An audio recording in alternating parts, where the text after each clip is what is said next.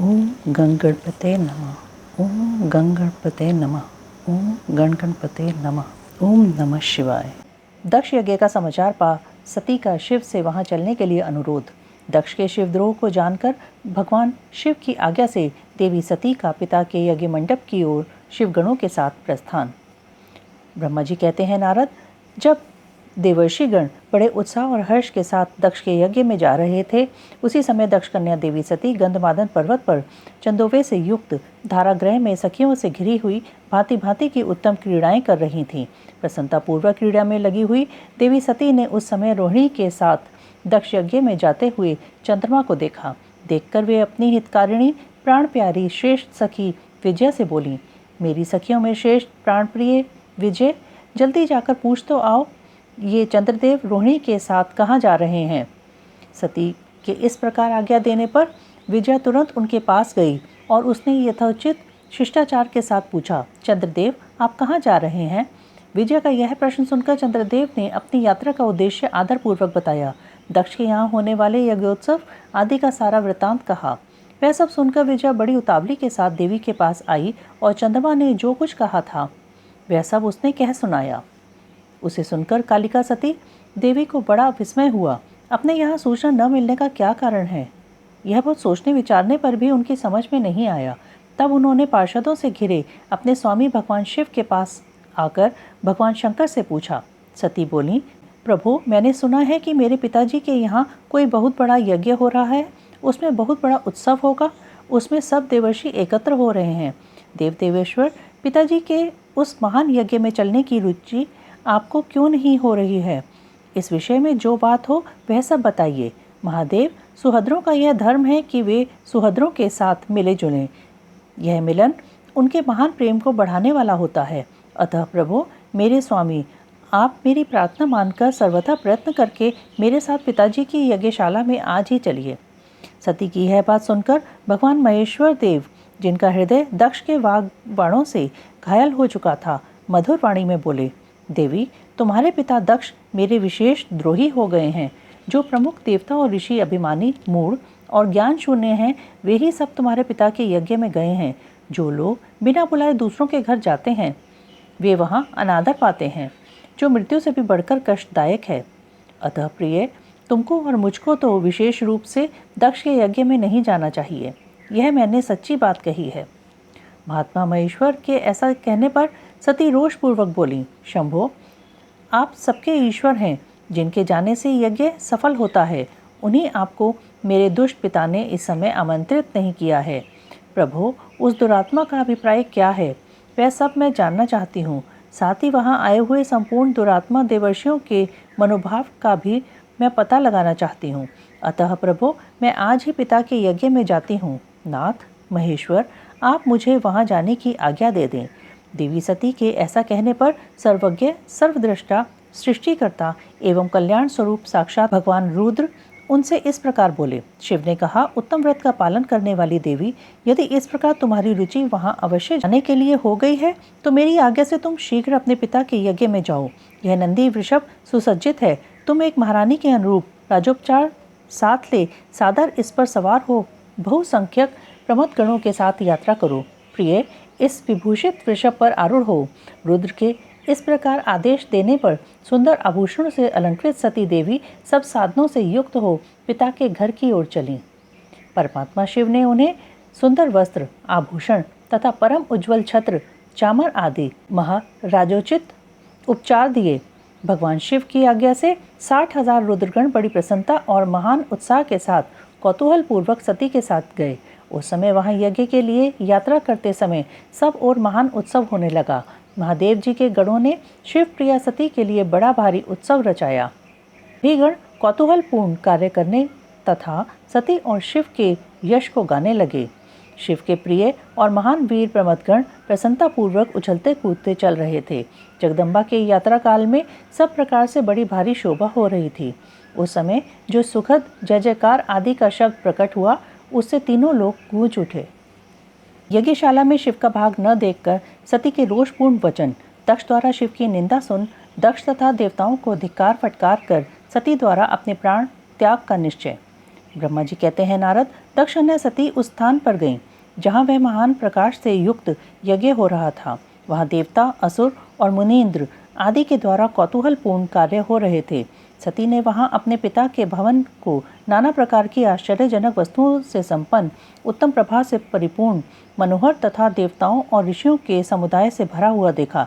देवी सती भवन के द्वार पर जाकर खड़ी हुई और अपने वाहन नंदी से उतरकर अकेली ही शीघ्रतापूर्वक यज्ञशाला के भीतर चली गईं। सती को आई देख उनकी यशस्विनी माता असिकनी ने और बहनों ने उनका यथोचित आदर सत्कार किया, परंतु दक्ष ने उन्हें देखकर भी कुछ आदर नहीं किया तथा उन्हीं के भय से शिव की माया से मोहित हुए दूसरे लोग भी उनके प्रति आदर का भाव न दिखा सके। मुने, सब लोगों के द्वारा तिरस्कार प्राप्त होने से सती देवी को बड़ा विस्मय हुआ, तो भी उन्होंने अपने माता पिता के चरणों में मस्तक झुकाया। उस यज्ञ में सती ने विष्णु आदि देवताओं के भाग देखे, परंतु शंभु का भाग उन्हें कहीं नहीं दिखाई दिया। तब सती ने दुस्सह क्रोध प्रकट किया। वे अपमानित होने पर भी रोष से भरकर सब लोगों की ओर क्रूर दृष्टि से देखती और दक्ष को जलाती हुई सी बोली। सती ने कहा, प्रजापते, आपने परम मंगलकारी भगवान शिव को इस यज्ञ में क्यों नहीं बुलाया, जिनके द्वारा यह संपूर्ण चराचर जगत पवित्र होता है, जो स्वयं ही यज्ञवेताओं में श्रेष्ठ, यज्ञ के अंग, यज्ञ की दक्षिणा और यज्ञकर्ता यजमान हैं। उन भगवान शिव के बिना यज्ञ की सिद्धि कैसे हो सकती है? अहो, जिनके स्मरण करने मात्र से सब कुछ पवित्र हो जाता है, उन्हीं के बिना किया हुआ यह सारा यज्ञ अपवित्र हो जाएगा। द्रव्य, मंत्र आदि, हव्य और कव्य, ये सब जिनके स्वरूप हैं, उन्हीं भगवान शिव के बिना इस यज्ञ का आरंभ कैसे किया गया? क्या आपने भगवान शिव को सामान्य देवता समझकर उनका अनादर किया है? आज आपकी बुद्धि भ्रष्ट हो गई है, इसलिए आप पिता होकर भी मुझे अधम जच रहे हैं। अरे, ये विष्णु और ब्रह्मा आदि देवता तथा मुनि अपने प्रभु भगवान शिव के आए बिना इस यज्ञ में कैसे चले आए? ऐसा कहने के बाद शिव स्वरूपा परमेश्वरी सती ने भगवान विष्णु, ब्रह्मा, इंद्र आदि सब देवताओं तथा समस्त ऋषियों को बड़े कड़े शब्दों में फटकारा। ब्रह्मा जी कहते हैं, नारद, इस प्रकार क्रोध से भरी हुई जगदम्बा सती ने वहाँ व्यथित हृदय से अनेक प्रकार की बातें कहीं। श्री विष्णु आदि समस्त देवता और मुनि जो वहाँ उपस्थित थे, सती की बात सुनकर चुप रह गए। अपनी पुत्री के वैसे वचन सुनकर कुपित हुए दक्ष ने सती की ओर क्रूर दृष्टि से देखा और इस प्रकार कहा। दक्ष बोले, भद्रे, तुम्हारे बहुत कहने से क्या लाभ? इस समय यहाँ तुम्हारा कोई काम नहीं है। तुम जाओ या ठहरो, यह तुम्हारी इच्छा पर निर्भर है। तुम यहाँ आई ही क्यों? समस्त विद्वान जानते हैं कि तुम्हारे पति शिव अमंगल रूप हैं। वे कुलीन भी नहीं हैं, वेद से बहिष्कृत हैं और भूतों, प्रेतों तथा पिशाचों के स्वामी हैं। वे बहुत ही कुवेश धारण किए रहते हैं, इसलिए रुद्र को इस यज्ञ के लिए नहीं बुलाया गया है। बेटी, मैं रुद्र को अच्छी तरह जानता हूँ, अतः जानबूझकर ही मैंने देवर्षियों की सभा में उनको आमंत्रित नहीं किया है। रुद्र को शास्त्र के अर्थ का ज्ञान नहीं है, वे उद्दंड और दुरात्मा हैं। मुझ मूढ़ पापी ने ब्रह्मा जी के कहने से उनके साथ तुम्हारा विवाह कर दिया था, अतः शुचि स्मृते, तुम क्रोध छोड़कर स्वस्थ हो जाओ। इस यज्ञ में तुम आ ही गई हो तो स्वयं अपना भाग ग्रहण करो।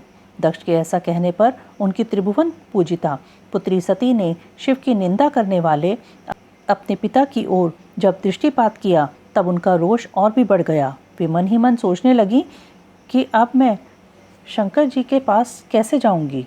यदि शंकर जी के दर्शन की इच्छा से वहां गई और उन्होंने यहाँ का समाचार पूछा तो मैं उन्हें क्या उत्तर दूंगी? तदंतर तीनों लोकों की जननी सती रोषावेश से युक्त हो लंबी सांस खींचती हुई अपने दुष्ट हृदय पिता दक्ष से बोली। सती ने कहा, जो महादेव जी की निंदा करता है अथवा जो उनकी होती हुई निंदा को सुनता है, वे दोनों तब तक नरक में पड़े रहते हैं जब तक चंद्रमा और सूर्य विद्यमान हैं। अतः तात मैं अपने इस शरीर को त्याग दूंगी, जलती आग में प्रवेश कर जाऊंगी। अपने स्वामी का अनादर सुनकर अब मुझे अपने इस जीवन की रक्षा से क्या प्रयोजन? यदि कोई समर्थ हो तो वह स्वयं विशेष यत्न करके शंभु की निंदा करने वाले पुरुष की जीभ को बलपूर्वक काट डाले, तभी वह शिव निंदा श्रवण के पाप से शुद्ध हो सकता है, इसमें संशय नहीं है। यदि कुछ कर सकने में असमर्थ हो तो बुद्धिमान पुरुष को चाहिए कि वे दोनों कान बंद करके वहां से निकल जाए। इससे वह शुद्ध हो रहता है, दोष का भागी नहीं होता, ऐसा श्रेष्ठ विद्वान कहते हैं। इस प्रकार धर्म नीति बताने पर सती को अपने आने के कारण बड़ा पश्चाताप हुआ। उन्होंने व्यथित चित्त से भगवान शंकर के वचन का स्मरण किया। फिर सती अत्यंत कुपित हो दक्ष से, उन विष्णु आदि समस्त देवताओं से तथा मुनियों से भी निडर होकर बोली। सती ने कहा, तात, तुम भगवान शंकर के निंदक हो, इसके लिए तुम्हें पश्चाताप होगा। यहाँ महान दुख भोग कर अंत में तुम्हें यातना भोगनी पड़ेगी। इस लोक में जिनके लिए न कोई प्रिय है न अप्रिय, उन निर्वैर परमात्मा शिव के प्रतिकूल तुम्हारे सिवा दूसरा कौन चल सकता है। जो दुष्ट लोग हैं वे सदा ईर्ष्यापूर्वक यदि महापुरुषों की निंदा करें तो उनके लिए यह कोई आश्चर्य की बात नहीं है, परंतु जो महात्माओं के चरणों अज्ञानांधकार को दूर कर चुके हैं उन्हें महापुरुषों की निंदा शोभा नहीं देती। जिनका शिव यह 2 अक्षरों का नाम कभी बातचीत के प्रसंग में मनुष्यों की वाणी द्वारा एक बार भी उच्चारित हो जाए तो वह संपूर्ण पाप राशि को शीघ्र ही नष्ट कर देता है। उन्हीं पवित्र कीर्ति वाले निर्मल शिव से तुम द्वेष करते हो, आश्चर्य है। वास्तव में तुम अशिव रूप हो। महापुरुषों के मन रूपी मधुकर ब्रह्मानंदमय रस का पान करने की इच्छा से जिनके सर्वार्थदायक चरण कमलों का निरंतर सेवन किया करते हैं, उन्हीं से तुम मूर्खतावश द्रोह करते हो। जिन्हें तुम नाम से शिव और काम से अशिव बताते हो, उन्हें क्या तुम्हारे सिवा दूसरे विद्वान नहीं जानते? ब्रह्मा आदि देवता, सनक आदि मुनि तथा अन्य ज्ञानी क्या उनके स्वरूप को नहीं समझते? उदार बुद्धि भगवान शिव जटा फैलाए, कपाल धारण किए, शमशान में भूतों के साथ प्रसन्नतापूर्वक रहते हैं तथा भस्म एवं नरमुंडों की माला धारण करते हैं। इस बात को जानकर भी जो मुनि और देवता उनके चरणों में गिरे हुए निर्माल्य को बड़े आदर के साथ अपने मस्तक पर चढ़ाते हैं, इसका क्या कारण है? यही कि वे भगवान शिव ही साक्षात परमेश्वर हैं। प्रवृत्ति और निवृत्ति 2 प्रकार के कर्म बताए गए हैं। मनीषी पुरुषों को उनका विचार करना चाहिए। वेद में विवेचन पूर्वक उनके रागी और विरागी 2 प्रकार के अलग अलग अधिकारी बताए गए हैं। परस्पर विरोधी होने के कारण उक्त दोनों प्रकार के कर्मों का एक साथ एक ही कर्ता के द्वारा आचरण नहीं किया जा सकता। भगवान शंकर तो पर ब्रह्म परमात्मा हैं, उनमें इन दोनों कर्मों का प्रवेश नहीं है। उन्हें कोई कर्म प्राप्त नहीं होता, उन्हें किसी भी प्रकार के कर्म करने की आवश्यकता नहीं है। पिताजी, हमारा ऐश्वर्य अव्यक्त है, उसका कोई लक्षण व्यक्त नहीं है। सदा आत्मज्ञानी महापुरुष ही उसका सेवन करते हैं। तुम्हारे पास वह ऐश्वर्य नहीं है। यज्ञशालाओं में रहकर वहाँ के अन्न से तृप्त होने वाले कर्मठ लोगों को जो भोग प्राप्त होता है, उससे वह ऐश्वर्य बहुत दूर है। जो महापुरुषों की निंदा करने वाला और दुष्ट है, उसके जन्म को धिक्कार है। विद्वान पुरुष को चाहिए कि उसके संबंध को विशेष रूप से प्रयत्न करके त्याग दे। जिस समय भगवान शिव तुम्हारे साथ मेरा संबंध दिखलाते हुए मुझे दाक्षायणी कहकर पुकारेंगे, उस समय मेरा मन सहसा अत्यंत दुखी हो जाएगा। इसलिए तुम्हारे अंग से उत्पन्न हुए सदाशिव के तुल्य घृणित इस शरीर को इस समय मैं निश्चय ही त्याग दूंगी और ऐसा करके सुखी हो जाऊंगी। हे देवताओं और मुनियों, तुम सब लोग मेरी बात सुनो। तुम्हारे हृदय में दुष्टता आ गई है। तुम लोगों का यह कर्म सर्वथा अनुचित है। तुम सब लोग मूढ़ हो, क्योंकि शिव की निंदा और कलह तुम्हें प्रिय हैं। अतः भगवान हर से तुम्हें इस प्रकार कुकर्म का निश्चय ही पूरा दंड मिलेगा। ब्रह्मा जी कहते हैं, नारद, उस यज्ञ में दक्ष तथा देवताओं से ऐसा कहकर सती देवी चुप हो गईं और मन ही मन अपने प्राण वल्लभ शंभु का स्मरण करने लगीं। सती का योगाग्नि से अपने शरीर को भस्म कर देना, दर्शकों का हाहाकार, शिव पार्षदों का प्राण त्याग तथा दक्ष पर आक्रमण, रिभुओं द्वारा उनका भगाया जाना तथा देवताओं की चिंता। ब्रह्मा जी कहते हैं, नारद, मौन हुई सती देवी अपने पति का सादर स्मरण करके शांतचित हो सहसा उत्तर दिशा में भूमि पर बैठ गईं। उन्होंने विधि पूर्वक जल का आचमन करके वस्त्र ओढ़ लिया और पवित्र भाव से आंखें मूंद कर पति का चिंतन करती हुई वे योग मार्ग में स्थित हो गईं। उन्होंने आसन को स्थिर प्राणायाम द्वारा प्राण और अपान का एक रूप करके नाभि चक्र में स्थित किया। फिर उदान वायु को बलपूर्वक नाभि चक्र से ऊपर उठाकर बुद्धि के साथ हृदय में स्थापित किया। तत्पश्चात शंकर की प्राण वल्लभा अनिंदिता सती उस हृदय स्थित वायु को कंठ मार्ग से भ्रुकुटियों के बीच में ले गईं। इस प्रकार दक्ष पर कुपित हो सहसा अपने शरीर को त्यागने की इच्छा से सती ने अपने संपूर्ण अंगों में योग मार्ग के अनुसार वायु और अग्नि की धारणा की। तदंतर अपने पति के चरणार विंदों का चिंतन करती हुई सती ने अन्य सब वस्तुओं का ध्यान भुला दिया। उनका चित्त योग मार्ग में स्थित हो गया था, इसलिए वहां उन्हें पति के चरणों के अतिरिक्त और कुछ नहीं दिखाई दिया। मुनिश्रेष्ठ, सती का निष्पाप शरीर तत्काल गिरा और उनकी इच्छा के अनुसार योगाग्नि से जलकर उसी क्षण भस्म हो गया। उस समय वहां आए हुए देवता आदि ने जब यह घटना देखी तब वे बड़े जोर से हाहाकार करने लगे। उनका वह महान, अद्भुत, विचित्र एवं भयंकर हाहाकार आकाश में और पृथ्वी तल पर सब ओर फैल गया। लोग कह रहे थे, हाय, महान देवता भगवान शंकर की परम प्रेयसी सती देवी ने किस दुष्ट के दुर्व्यवहार से कुपित हो अपने प्राण त्याग दिए। अहो, ब्रह्मा जी के पुत्र इस दक्ष की बड़ी भारी दुष्टता तो देखो। सारा चराचर जगत जिसकी संतान है, उसी की पुत्री मनस्विनी सती देवी, जो सदा ही मान पाने के योग्य थीं, उसके द्वारा ऐसी निरादृत हुई कि प्राणों से ही हाथ धो बैठी। भगवान वृषभध्वज की प्रिया सती सदा सभी सत्पुरुषों के द्वारा निरंतर सम्मान पाने की अधिकारिणी थी। वास्तव में उसका हृदय बड़ा ही असहिष्णु है। वह प्रजापति दक्ष ब्राह्मण द्रोही हैं, इसलिए सारे संसार में उसे महान अपयश प्राप्त होगा। उसकी अपनी ही पुत्री उसी के अपराध से जब प्राण त्याग करने को उद्यत हो गई, तब भी उस नरक भोगी शंकर द्रोही ने उसे रोका तक नहीं। जिस समय सब लोग ऐसा कह रहे थे, उसी समय शिवजी के पार्षद सती का यह अद्भुत प्राण त्याग देख तुरंत ही क्रोधपूर्वक अस्त्र शस्त्र ले दक्ष को मारने के लिए उठ खड़े हुए। यज्ञ मंडप के द्वार पर खड़े हुए वे भगवान शंकर के समस्त 60,000 पार्षद, जो बड़े भारी बलवान थे, अत्यंत रोष में भर गए और हमें धिक्कार है ऐसा कहते हुए भगवान शंकर के गणों के वे सभी वीर यूथपति बारंबार उच्च स्वर से हाहाकार करने लगे। देवर्षि कितने ही पार्षद तो वहां शोक से ऐसे व्याकुल हो गए कि वे अत्यंत तीखे प्राणनाशक शस्त्रों द्वारा अपने ही मस्तक और मुख आदि अंगों पर आघात करने लगे। इस प्रकार 20,000 पार्षद उस समय दक्ष कन्या सती के साथ ही नष्ट हो गए। वह एक अद्भुत सी बात हुई। नष्ट होने से बचे हुए महात्मा शंकर के वे प्रमथगण क्रोध युक्त दक्ष को मारने के लिए हथियार लिए उठ खड़े हुए। मुने, उन आक्रमणकारी पार्षदों का वेग देखकर भगवान भृगु ने यज्ञ में विघ्न डालने वालों का नाश करने के लिए नियत, अपहता, असुरा, रक्षांसी, वेदिशदय इस यजुर मंत्र से दक्षिणाग्नि में आहुति दी। भृगु के आहुति देते ही यज्ञ कुंड से ऋभु नामक सहस्त्रों महान देवता, जो बड़े प्रबल वीर थे, वहां प्रकट हो गए। मुनीश्वर, उन सबके हाथ में जलती हुई लकड़ियां थीं। उनके साथ प्रमथ गणों का अत्यंत विकट युद्ध हुआ, जो सुनने वालों के भी रोंगटे खड़े कर देने वाला था।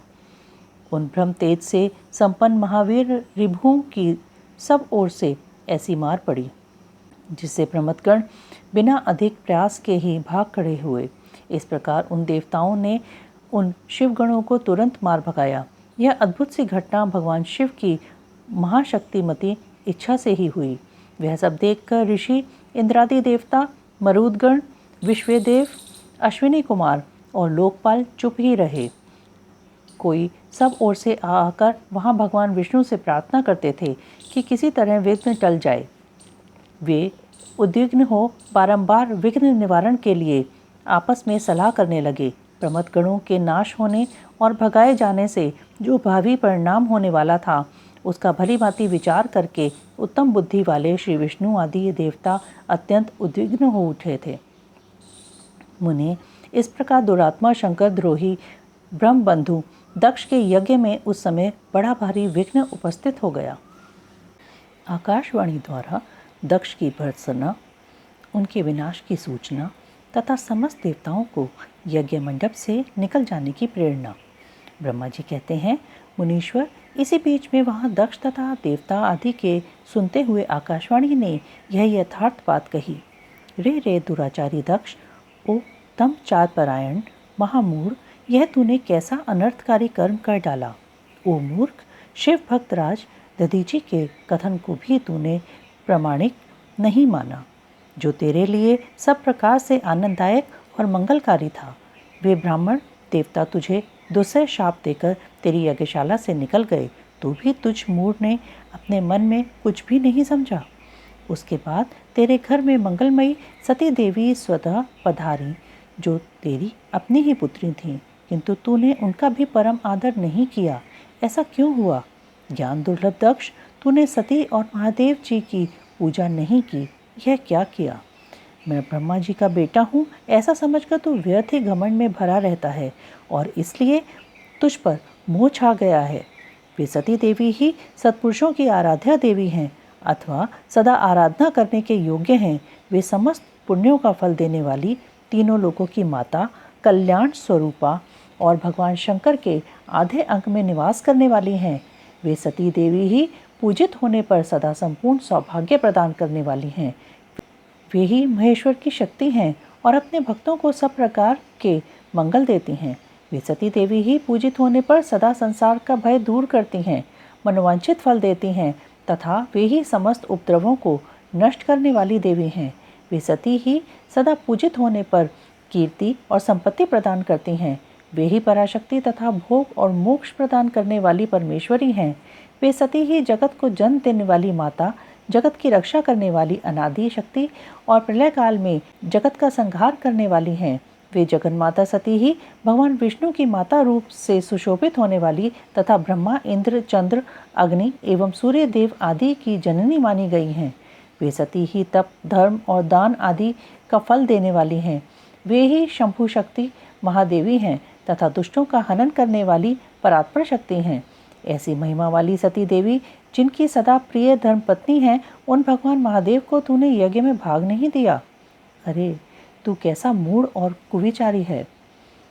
भगवान शिव ही सबके स्वामी तथा परात्पर परमेश्वर हैं। वे समस्त देवताओं के सम्यक सेव्य हैं और सबका कल्याण करने वाले हैं। इन्हीं के दर्शन की इच्छा से सिद्ध पुरुष तपस्या करते हैं और इन्हीं के साक्षात्कार की अभिलाषा मन में लेकर योगी लोग योग साधना में प्रवृत्त होते हैं। अनंत धन धान्य और यज्ञ याग आदि का सबसे महान फल यही बताया गया है कि भगवान शंकर का दर्शन सुलभ हो। शिव ही जगत का धारण पोषण करने वाले हैं। वे ही समस्त विद्याओं के पति एवं सब कुछ करने में समर्थ हैं। आदि विद्या के श्रेष्ठ स्वामी और समस्त मंगलों के भी वे ही मंगल हैं। दुष्ट दक्ष, तूने उनकी शक्ति का आज सत्कार नहीं किया है, इसलिए इस यज्ञ का विनाश हो जाएगा। पूजनीय व्यक्तियों की पूजा न करने से अमंगल होता ही है। तूने परम पूज्य शिव स्वरूपा सती का पूजन नहीं किया। शेषनाग अपने सहस्र मस्तकों से प्रतिदिन प्रसन्नता पूर्वक जिनके चरणों की रज धारण करते हैं, उन्हीं भगवान शिव की शक्ति सती देवी थीं। जिनके चरण कमलों का निरंतर ध्यान और सादर पूजन करके ब्रह्मा जी ब्रह्म तत्व को प्राप्त हुए हैं, उन्हीं भगवान शिव की प्रिय पत्नी सती देवी थीं। जिनके चरण कमलों का निरंतर ध्यान और सादर पूजन करके इंद्र आदि लोकपाल अपने अपने उत्तम पद को प्राप्त हुए हैं। वे भगवान शिव संपूर्ण जगत के पिता हैं और शक्ति स्वरूपा सती देवी जगत की माता कही गई हैं। मूर्दक्ष, तूने उन माता पिता का सत्कार नहीं किया, फिर तेरा कल्याण कैसे होगा। तुझ पर दुर्भाग्य का आक्रमण हो गया और विपत्तियां टूट पड़ीं, क्योंकि तूने उन भवानी सती और भगवान शंकर की भक्ति भाव से आराधना नहीं की। कल्याणकारी शंभु का पूजन न करके भी मैं कल्याण का भागी हो सकता हूँ, यह तेरा कैसा गर्व है। वह दुर्वार गर्व आज नष्ट हो जाएगा। इन देवताओं में से कौन ऐसा है जो सर्वेश्वर शिव से विमुख होकर तेरी सहायता करेगा। मुझे तो ऐसा कोई देवता नहीं दिखाई देता। यदि देवता इस समय तेरी सहायता करेंगे तो जलती आग से खेलने वाले पतंगों के समान नष्ट हो जाएंगे। आज तेरा मुंह जल जाए, तेरे यज्ञ का नाश हो जाए और जितने तेरे सहायक हैं वे भी आज शीघ्र ही जल मरें। इस दुरात्मा दक्ष की जो सहायता करने वाले हैं, उन समस्त देवताओं के लिए आज शपथ है, वे तेरे अमंगल के लिए ही तेरी सहायता से विरत हो जाएं। समस्त देवता आज इस यज्ञ मंडप से निकलकर अपने अपने स्थान को चले जाएं, अन्यथा सब लोगों का सब प्रकार से नाश हो जाएगा। अन्य सब मुनि और नाग आदि भी इस यज्ञ से निकल जाएं, अन्यथा आज सब लोगों का सर्वथा नाश हो जाएगा। श्री हरे और विधाते, आप लोग भी इस यज्ञ मंडप से शीघ्र निकल जाइए। ब्रह्मा जी कहते हैं, नारद, संपूर्ण यज्ञशाला में बैठे हुए लोगों से ऐसा कहकर सबका कल्याण करने वाली वह आकाशवाणी मौन हो गई। गणों के मुख से और नारद से भी सती के दग्ध होने की बात सुनकर दक्ष पर कुपित हुए शिव का अपनी जटा से वीरभद्र और महाकाली को प्रकट करके उन्हें यज्ञ विध्वंस करने और विरोधियों को जला डालने की आज्ञा देना। ब्रह्मा जी कहते हैं, नारद, वह आकाशवाणी सुनकर सब देवता आदि भयभीत तथा विस्मित हो गए। उनके मुख से कोई बात नहीं निकली। वे इस तरह खड़े या बैठे रह गए मानो उन पर विशेष मोह छा गया हो। भृगु के मंत्र बल से भाग जाने के कारण जो वीर शिवगण नष्ट होने से बच गए थे, वे भगवान शिव की शरण में गए। उन सब ने अमित तेजस्वी भगवान रुद्र को भली भांति सादर प्रणाम करके वहाँ यज्ञ में जो कुछ हुआ था वह सारी घटना उनसे कह सुनाई। गण बोले, महेश्वर, दक्ष बड़ा दुरात्मा और घमंडी है। उसने वहाँ जाने पर सती देवी का अपमान किया और देवताओं ने भी उनका आदर नहीं किया। अत्यंत गर्व से भरे हुए उस दुष्ट दक्ष ने आपके लिए यज्ञ में भाग नहीं दिया, दूसरे देवताओं के लिए दिया और आपके विषय में उच्च स्वर से दुर्वचन कहे। प्रभु, यज्ञ में आपका भाग न देखकर सती देवी कुपित हो उठी और पिता की बारंबार निंदा करके उन्होंने तत्काल अपने शरीर को योगाग्नि द्वारा जलाकर भस्म कर दिया। यह देख 10,000 से अधिक पार्षद लज्जावश शस्त्रों द्वारा अपने ही अंगों को काट काट कर वहां मर गए। शेष हम लोग दक्ष पर कुपित हो उठे और सबको भय पहुंचाते हुए वेगपूर्वक उस यज्ञ का विध्वंस करने को उद्यत हो गए, परंतु विरोधी भृगु ने अपने प्रभाव से हमें तिरस्कृत कर दिया और उनके मंत्र बल का सामना न कर सके। प्रभु विशंभर, वे ही हम लोग आज आपकी शरण में आए हैं। दयालु, वहाँ प्राप्त हुए भय से आप हमें बचाइए, निर्भय कीजिए। महाप्रभु, उस यज्ञ में दक्ष आदि सभी दुष्टों ने घमंड में आकर आपका विशेष रूप से अपमान किया है। कल्याणकारी शिव, इस प्रकार हमने अपना, सती देवी का और मूढ़ बुद्धि वाले दक्ष आदि का भी सारा वृत्तांत कह सुनाया। अब आपकी जैसे इच्छा हो वैसा करें। ब्रह्मा जी कहते हैं, नारद, अपने पार्षदों की यह बात सुनकर भगवान शिव ने वहाँ की सारी घटना जानने के लिए शीघ्र ही तुम्हारा स्मरण किया। देवर्षि, तुम दिव्य दृष्टि से संपन्न हो, अतः भगवान के स्मरण करने पर तुम तुरंत वहाँ आ पहुँचे और शंकर जी को भक्तिपूर्वक प्रणाम करके खड़े हो गए। स्वामी शिव ने तुम्हारी प्रशंसा करके तुमसे दक्ष यज्ञ में गई हुई सती का समाचार तथा दूसरी घटनाओं को पूछा। तात, शंभु के पूछने पर शिव में मन लगाए रखने वाले तुमने शीघ्र ही वह सारा वृत्तांत कह सुनाया जो दक्ष यज्ञ में घटित हुआ था। मुने, तुम्हारे मुख से निकली हुई बात सुनकर उस समय महान रौद्र पराक्रम से संपन्न सर्वेश्वर रुद्र ने तुरंत ही बड़ा भारी क्रोध प्रकट किया। लोक संहारकारी रुद्र ने अपने सिर से एक जटा उखाड़ी और उसे रोषपूर्वक उस पर्वत के ऊपर दे मारा। मुने, भगवान शंकर के पटकने से उस जटा के 2 टुकड़े हो गए और महाप्रलय के समान भयंकर शब्द प्रकट हुआ। देवर्षि, उस जटा के पूर्व भाग से महाभयंकर महाबली वीरभद्र प्रकट हुए, जो समस्त शिवगणों के अगुआ हैं। वे भूमंडल को सब ओर से व्याप्त करके उससे भी 10 अंगुल अधिक होकर खड़े हुए। वे देखने में प्रलग्नि के समान जान पड़ते थे। उनका शरीर बहुत ऊंचा था। वे 1000 भुजाओं से युक्त थे। उन सर्वसमर्थ महारुद्र के क्रोधपूर्वक प्रकट हुए निश्वास से 100 प्रकार के ज्वर और 13 प्रकार के सन्निपात रोग पैदा हो गए। तात, उस जटा के दूसरे भाग से महाकाली उत्पन्न हुई, जो बड़ी भयंकर दिखाई देती थी। वे करोड़ों भूतों से घिरी हुई थी। जो ज्वर पैदा हुए वे सब के सब शरीरधारी, क्रूर और समस्त लोगों के लिए भयंकर थे। वे अपने तेज से प्रज्वलित हो सब ओर दाह उत्पन्न करते हुए से प्रतीत होते थे। वीरभद्र बातचीत करने में बड़े कुशल थे। उन्होंने दोनों हाथ जोड़कर परमेश्वर शिव को प्रणाम करके कहा। वीरभद्र बोले, महारुद्र, सोम, सूर्य और अग्नि को 3 नेत्रों के रूप में धारण करने वाले प्रभु, शीघ्र आज्ञा दीजिए, मुझे इस समय कौन सा कार्य करना होगा? ईशान, क्या मुझे आधे ही क्षण में सारे समुद्रों को सुखा देना है या इतने ही समय में संपूर्ण पर्वतों को पीस डालना है? हर, मैं एक ही क्षण में ब्रह्मांड को भस्म कर डालूं या समस्त देवताओं और मुनीश्वरों को जलाकर राख कर दूं?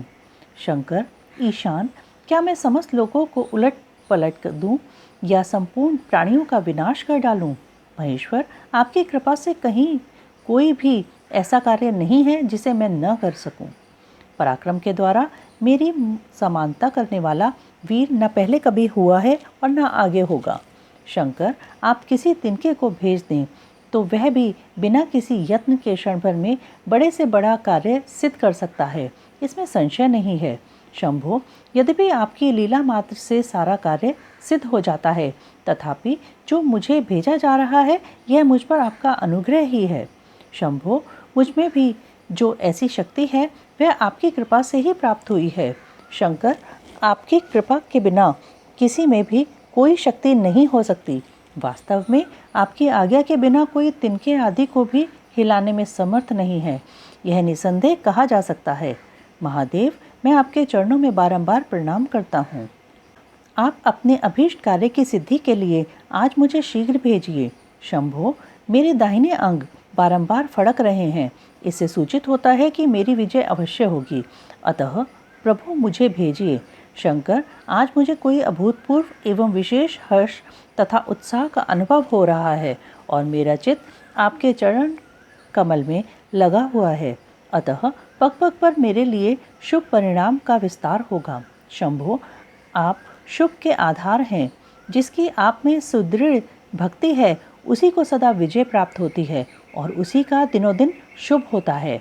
ब्रह्मा जी कहते हैं, नारद, उसकी यह बात सुनकर सर्वमंगला के पति भगवान शिव बहुत संतुष्ट हुए और वीरभद्र तुम्हारी जय हो ऐसा आशीर्वाद देकर वे फिर बोले।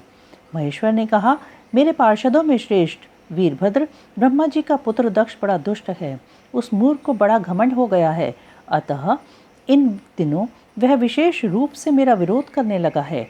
दक्ष इस समय यज्ञ करने के लिए उद्यत है, तुम याग परिवार सहित उस यज्ञ को भस्म करके फिर शीघ्र मेरे स्थान पर लौट आओ। यदि देवता, गंधर्व, यक्ष अथवा अन्य कोई तुम्हारा सामना करने के लिए उद्यत हो तो उन्हें भी आज ही शीघ्र और सहसा भस्म कर डालना।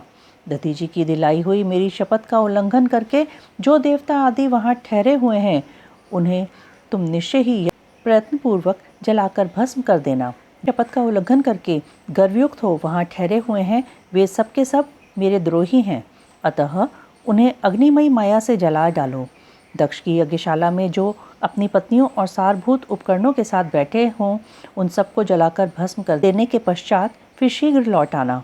तुम्हारे वहाँ जाने पर विश्वदेव आदि देवगण भी यदि सामने आ तुम्हारी सादर स्तुति करें तो भी तुम उन्हें शीघ्र आग की ज्वाला से जलाकर ही छोड़ना। वीर, वहाँ दक्ष आदि सब लोगों को पत्नी और बंधु बांधवों सहित जलाकर जल को लीलापूर्वक पी जाना। ब्रह्मा जी कहते हैं, नारद, जो वैदिक मर्यादा के पालक, काल के भी शत्रु तथा सबके ईश्वर हैं, वे भगवान रुद्र रोष से लाल आंखें किए महावीर वीरभद्र से ऐसा कहकर चुप हो गए। ओम नमः शिवाय, ओम नमः शिवाय, ओम नमः शिवाय।